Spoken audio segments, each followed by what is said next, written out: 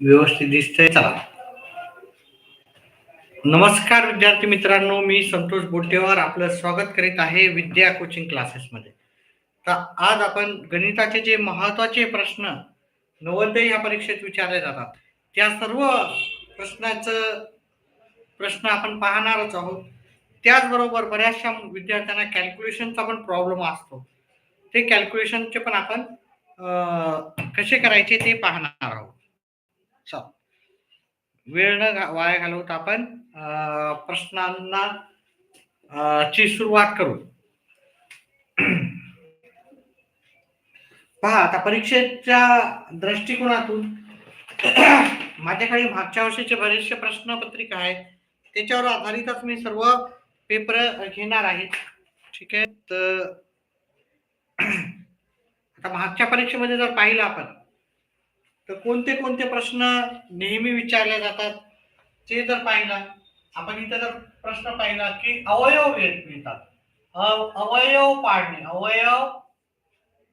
पाडणे किंवा त्याच्यावर आधारित एखादा प्रश्न राहतोच. आता हे अवयव कशाचे पाडले जातात? हे मूळ संख्येचे अवयव.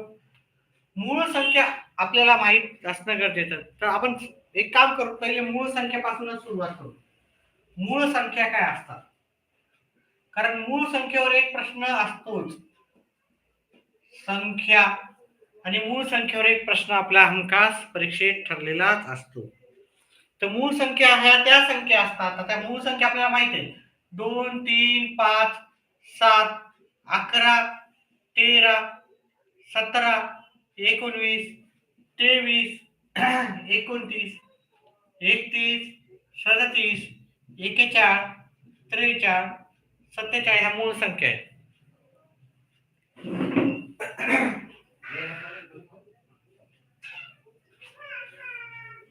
ह्या मूळ संख्या आहेत. आता ह्या मूळ संख्येपैकी आता आपल्याला माहिती आहे सहमूळ आणि जोडमूळ संख्या कोणत्या आहेत? जोडमूळ संख्या म्हणजे ज्या दोन संख्येतला मूळ संख्येचा फरक 2चा असतो. पहा, इथे या दोघातला फरक 2चा आहे. मग या काय झाल्यात? आपल्या जोडमूळ संख्या झालेली आहे. त्याचप्रमाणे आपण हे जर पाहिलं, या दोघातला फरक 5 आणि 7, त्याचा पण 2चा फरक आहे, त्याच्यामुळे जोडमूळ संख्या झालेली आहे. त्यानंतर आपण इथे बघितलं 11 आणि 13, या दोघातला फरक 2चा आहे, ती पण जोडमूळ संख्येची जोडी झालेली आहे. इथं पाहिलं 19 आणि 17, याचा पण 2चाच फरक आहे, मग ती पण जोडमूळ संख्या झालेली आहे. 29 आणि 31 ही पण जोडमूळ संख्येची जोडी आहे. 41, 43 या दोघांमध्ये पण 2चा फरक आहे, ती पण जोडमूळ संख्येची जोडी आहे. तर अशा प्रकारे आपण जोडमूळ संख्या काय आहेत, कोणत्या आहेत, ते आपण आपल्याला माहिती असणं गरजेचं आहे. त्याच्यावर राहतं. मी 50 पर्यंतच घेतले, तुम्हाला 100 पर्यंत सर्व माहिती आहे. त्याच्यानंतर तुम्हाला असा प्रश्न बऱ्याच वेळेस विचारू शकतात. ठीक आहे. सहमूळ म्हणजे ज्याच्यातला सामायिक अवयव आपल्याला काही नसायला पाहिजे, ज्याचा मसावी एक असतो, ज्याचा लसावी एक असतो, मसावी हा एक असतो, त्या सहमूळ संख्या असतात. आता मसावी काढायचा, ज्या संख्येचा मसावी एक येईल ते राहिले सहमूळ. आता इथे परीक्षेमध्ये भरपूर सारे प्रश्न विचारले, ते जर आपण पाहिलं तर मूळ अवयव काढा असं विचारलं जातं. आणि इथे मागच्या प्रश्नपत्रिकेमध्ये 90चे मूळ अवयव आपल्याला विचारले होते. अवयव सर्व प्रकारचे प्रश्न घेणार आहे आपण. तर 90चे मूळ अवयव काढताना आपल्याला फक्त याला मूळ संख्येनेच भाग द्यायचा. मूळ अवयव म्हणजे मूळ संख्येच्या गटानेच भाग द्यायचा. आता पहिले तुम्ही कोणत्याही संख्येने भाग देऊ शकता. इथे याला 2 न भाग जाईल, उत्तर येते 45. याचे अर्धे करायचे. याला पहा, ही आता समसंख्या नसल्यामुळे याला 2 न भाग जाऊ शकत नाही. याला 3 न किंवा 5 न भाग जातो, मग 5 न दिला तरी चालतं. ज्या संख्येच्या शेवटी 0 किंवा 5 असतो त्याला 5 न भाग जातो. इथं 9 येईल, 9 ला 3 न भाग जातो, 3 येतं, 3 ला 3 न भाग जातं, 1 उत्तर येतं.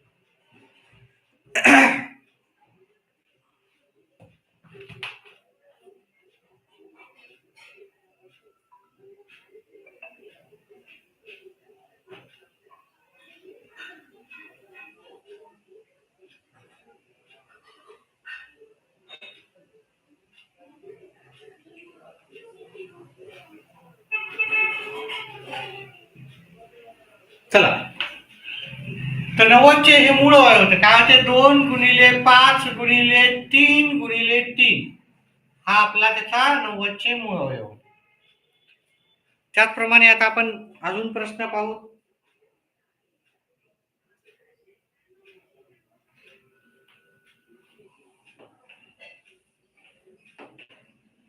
आता विभाजक जर पाहायचे असेल, विभाजकावर एक प्रश्न येतो. विभाजक,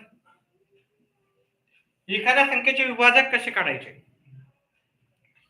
तर समजा आपण काही संख्या घेऊ, 40 घेऊ आणि 90 घेऊ.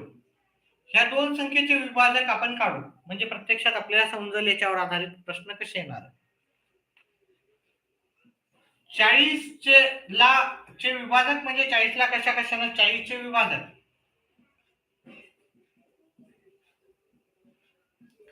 म्हणजे 40 ला कशा कशाने भाग जातो ते सर्व 40 चे विभाजक असतात.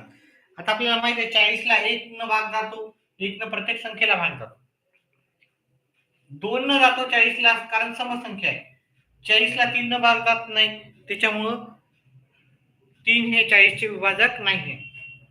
40 ला 4 न जातो भाग, 5 न जातो, 6 न नाही जात, 6च्या पाड्यात येत नाही, 6 न भाग द्या, बाकीला काहीतरी येते. 8 न जातो, 10 न जातो, त्याच्यानंतर 20 न जातो आणि त्याच्यानंतर 40 न जातो. त्याचप्रमाणे जर आपण 80 चे विभाजक पाहिले, 80 चे विभाजक 90 चे विभाजक पाहू. 90 ला 1 न जातो, 2 न जातो, 3 न जातो, 4 न नाही जात, 4 न नाही जात, 5 न जातो भाग, भाग जायला पाहिजे, निशेष भाग जायला पाहिजे. 6 न जातो, 9 न जातो, 10 न जातो, 15 न जातो, 30 न जातो आणि 45 आणि 90 न जातो. आता इथे एक गोष्ट लक्षात ठेवण्यासारखी आहे. इथं जर सर्वात छोटा जर विभाजक विचारला तर तो 1 असतो आणि सर्वात मोठा विभाजक 40 चा काय असणार, 40 असणार. इथे जर पाहिला छोटा विभाजक 1 आहे, सर्वात मोठा विभाजक काय असेल, ती संख्या असते. मग जर इथे प्रश्न विचारला, मागच्या वेळेसच्या प्रश्नपत्रिकेमध्ये होता की सर्वात लहान विभाजक कोणता आहे, तर सर्वात लहान विभाजक 1 असतो. सर्वात मोठा विभाजक विचारला तर ती स्वतः संख्या असते. त्याचप्रमाणे जर इथं तुम्ही जर पाहिलं, इथं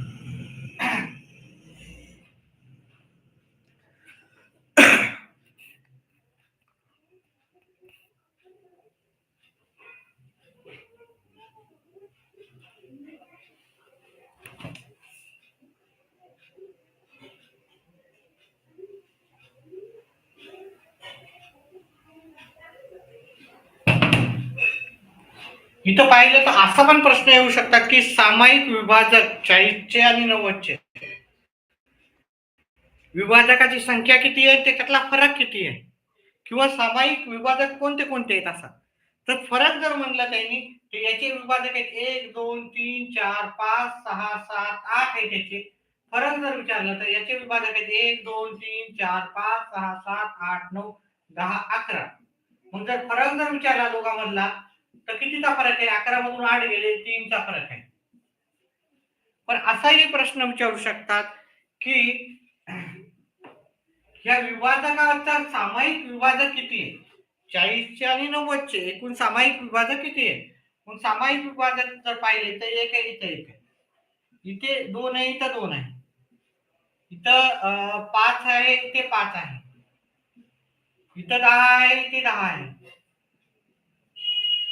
आणि एवढे 4 सामायिक विभाजक आहेत. पण विभाजक सामायिक असणारे 4 विभाजक आहेत. आता त्याच्यानंतर तुम्हाला फ्रॅक्शनचे प्रश्न येतात, म्हणजे अपूर्णांकाचे प्रश्न येतात. हे झालं विभाजक. अपूर्णांक, पहिले अपूर्णांकावर थोडंसं बेसिक तुम्हाला घेतो, त्याच्यानंतर अपूर्णांकाचे आपण प्रश्न पाहू. अपूर्णांक समजा 1/7 अधिक 2/7 करायचा आहे, त्याच्यानंतर 3/5 आणि 2/7 ह्या दोघांचे आपल्याला कॅल्क्युलेशन करायचे आहे. तर ते कसे करू पहा. इथं जो छेदस्थानी आहे, जर छेद समान असेल तर अंशाची डायरेक्ट बेरीज करतो, 1 अधिक 2. पण इथं छेद समान नसेल तर अंशाची डायरेक्ट बेरीज करता येत नाही.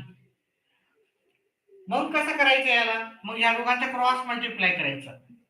3 गुणिले 7 अधिक असेल तर अधिक घ्यायचं, वजा असेल तर वजा घ्यायचं, अधिक 2 गुणिले या दोघांचा गुणाकार करायचा.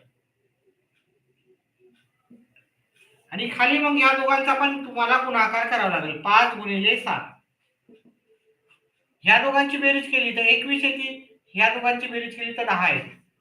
या दोघांची गुणाकार केला, सॉरी या दोघांचा गुणाकार केला या दोघांचा, त्याच्यानंतर जर जसं उत्तर आलं आपलं 31/35. ते याच्यावर आधारित आपण थोडेसे प्रश्न पाहू. इथे बेरीज असेल तर बेरीज, वजाबाकी असेल तर वजाबाकी. बेरीज किंवा वजाबाकीवर एक प्रश्न हमखास अपूर्णांकावर विचारला जातो. समजा आपल्याला 3/19 2/19 वजा 1/19 अधिक 5/19 अधिक वजा 4/19 आहे. समजा याला आपण थोडे चेंज करू. 8/19 इतर 3/19 5/19 करू. तिथे इतर जी संख्या चेंज करू 7 करू आपण. एकंदरीत आपला प्रश्न असा आहे 19 आहे आणि याचा सर्वांचा छेद समान आलेला आहे. मागच्या बऱ्याचशा प्रश्नपत्रिकेमध्ये असा प्रश्न आलेला आहे. तर जर तुम्ही असा हा प्रश्न केला तर तुम्हाला याच्यावर आधारित प्रश्नाचं उत्तर येऊ शकते, कारण सगळीकडे छेद समान. मग आता काय करायचं आपण? 3 अधिक 8 5 छेद समान आहे, छेद एकदाच लिहायचं. वजा आहे तर 7 अधिक आहे तर 5 वजा आहे तर 4.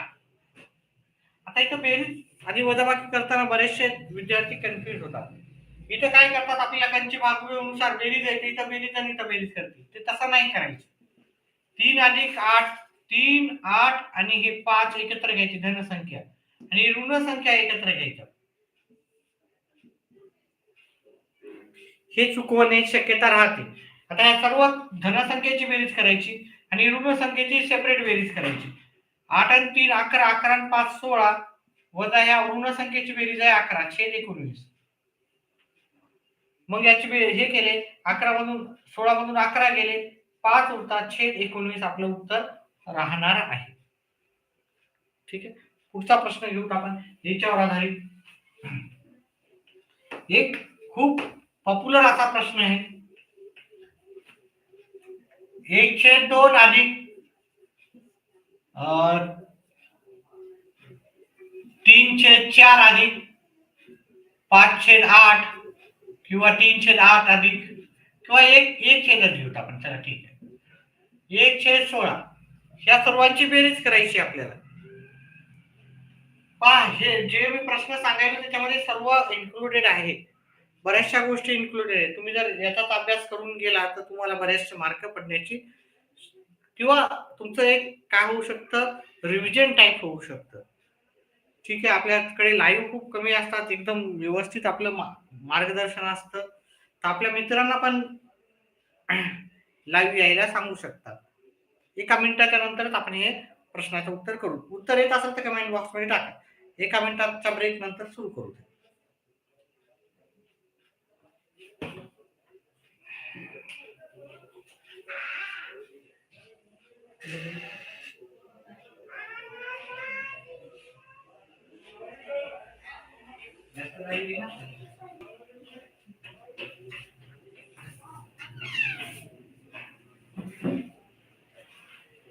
चला ह्या प्रश्नाचं उत्तर करायला गेलं तर याचा छेद समान करायचा. याचा छेद आपल्याला इथं 16 आहे. मला याचा छेद समान करण्यासाठी छेदाला आणि अंशाला 8 ने गुणायचं. मग याचं उत्तर होतं 8/16. त्याचप्रमाणे याचा जर छेद 16 करण्यासाठी मी इथे 4 आणि इथे 4 ने गुणलं, मग हे होते 4/16. इथे मला 2 आणि 2 ने गुणलं, इथं 2/16 आणि इथं 1/16 असं माझं उत्तर आहे. आता माझा छेद समान झालेला आहे, त्याच्यामुळे मी अंशाची बेरीज करू शकतो. 8 अधिक 4 अधिक 2 अधिक 1 छेद 16. 8 आणि 4 12 12 14 14 आणि 1 15 15/16 माझं उत्तर राहणार आहे. तर पुढचा प्रश्न आपण 1-2 मिनिटाचा ब्रेक घेऊ आणि करूच आपण, कारण फार कमी विद्यार्थी लाईव्ह आहेत आपल्या चॅनेलला.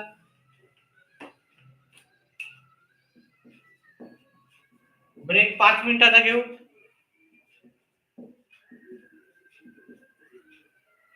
8:05 ला क्लास सुरू. व्हिडिओ मागे जाऊन पहा. व्हिडिओ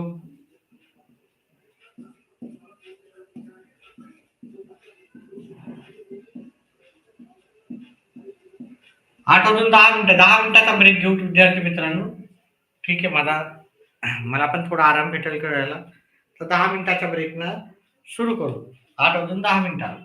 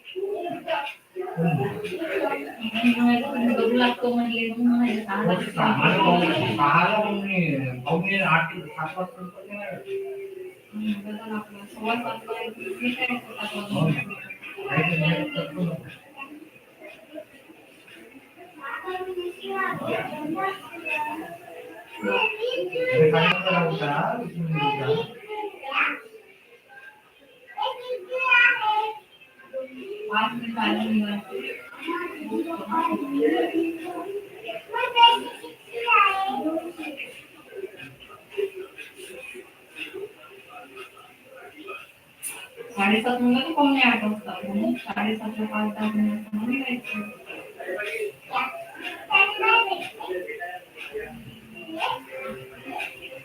जरा मागे होती का?